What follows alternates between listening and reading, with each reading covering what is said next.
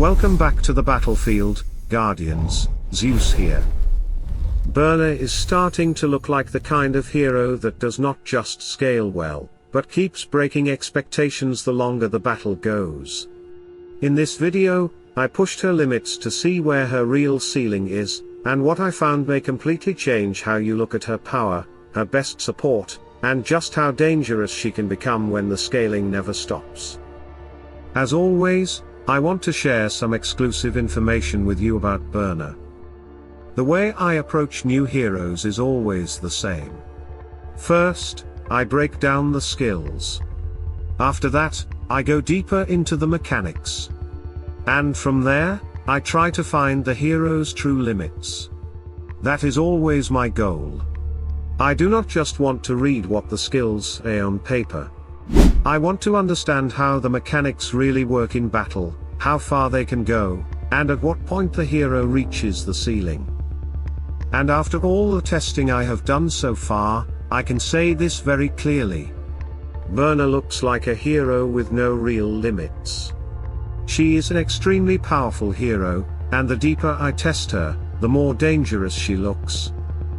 Those of you who have been following my previous content already know that I shared one very important point about Byrna. She scales with healing. That is the core of what makes her so frightening.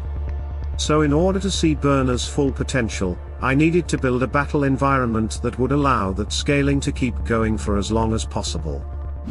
That is why I started testing Byrna against full tank teams. I also tested her against Foundry teams and against healer teams. The reason is simple. Because Byrna's magic attack keeps scaling, normal fast battles are not enough to show what she can really become. I needed long battles. I needed a setup where both sides could survive, keep healing, keep building stats, and stay alive almost until the final seconds. That was the environment I was trying to create. So what I did was go into training mode and build a special defensive team designed specifically for that purpose. Now let me make one thing very clear here. Only the defending team had the 200% health increase. My attacking team did not have that bonus. My attacking team was a normal team. That detail is important because it shows how much Byrna can still scale even without the same defensive advantage. On the defense side, I created a team around Electra. In Foundry, with the 200% health increase, Electra's health becomes enormous, far beyond what we usually see.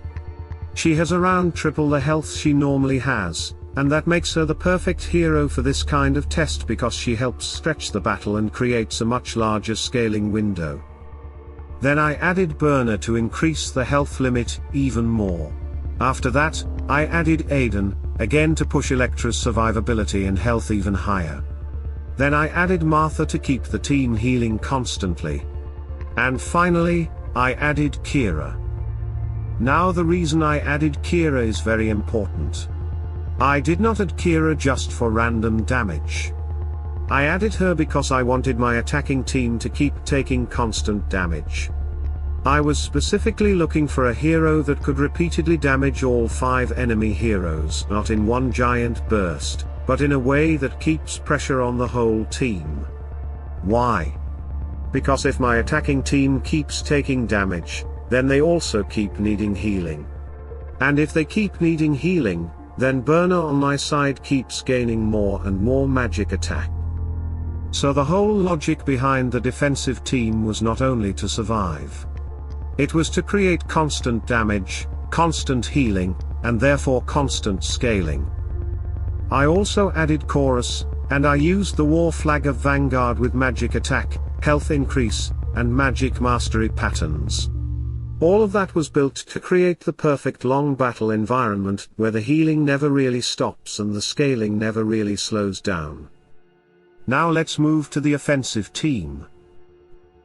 Again, my offensive team did not have increased health. This was a normal attacking setup. On offense, I added Mushy and Shroom, Byrna, Maya, Hoos, and Martha. Each of these heroes had a purpose. I added Maya because she gives smaller but frequent healing, and that is very important for Byrna. The same goes for Hus. He heals often, and those small repeated healing triggers are exactly what help Byrna build her magic attack faster. I added Byrna because of course the goal was to test her full potential. I added Martha to speed up the team and keep the engine running. And Mushy and Shroom were there because they had even more activity on the battlefield, more sustain, more battle presence, and more opportunities for the fight to keep going. So this team was not random at all. Every slot had a reason. The idea was to create as many healing triggers as possible, as often as possible, while keeping the battle alive long enough for Byrna to truly scale. I also used War Flag of Vanguard on the attacking side, and the patterns were the same: magic attack, magic mastery, and health increase. And once the battle starts, you can clearly see something very interesting. Both teams begin increasing their health limits to levels far beyond what feels normal. That happens because Byrna is present on both sides. So even though my attacking team does not have the 200% Foundry health boost, it still starts growing into something much bigger than a normal team because of the amount of healing happening from Hus, Mushy, and Shroom, Maya, and Martha. That is what makes this test so revealing. You can actually see Byrna creating a battlefield where stats keep expanding and the fight turns into something very different from a standard match. And in that battle, you will see Byrna's damage climb all the way to 1.3 million. At that point, one thing becomes very clear to me. Byrna is the new Queen of Foundry. And the reason I say that is not just because she deals big damage. It is because Foundry already boosts max health, and Byrna benefits directly from an environment where health and healing are constantly being pushed higher. So in that mode, she is not only becoming stronger herself. She is also helping increase the health limit and survivability of the heroes around her while continuing to scale her own magic attack through all the healing taking place. That combination is incredibly dangerous. So if you want to understand just how far Byrna can grow, you can actually replicate this battle very easily in training mode and see it for yourself.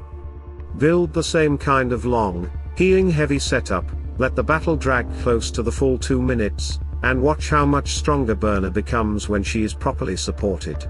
The deeper I test her, the more convinced I become that Byrna is not a hero you judge too early. She is a hero that keeps revealing more power the longer the battle goes, and if you build the right environment around her, her growth becomes absolutely insane. So that is the big takeaway from this test. Byrna is not just strong, she becomes more dangerous the longer the battle goes. With constant healing, the right support, and enough time to scale, her power can reach absurd levels, and that is exactly why she looks so dominant in Foundry. Now I want to hear from you. Have you tested Byrna in long battles yet, and do you also see her becoming the new Queen of Foundry? Share your thoughts in the comments. And if you enjoyed the video, make sure to like, subscribe, and turn on notifications, so you do not miss the next breakdown, test, and strategy video. Salute and friendship, and remember, the players who understand the mechanics deeper are the ones who stay ahead.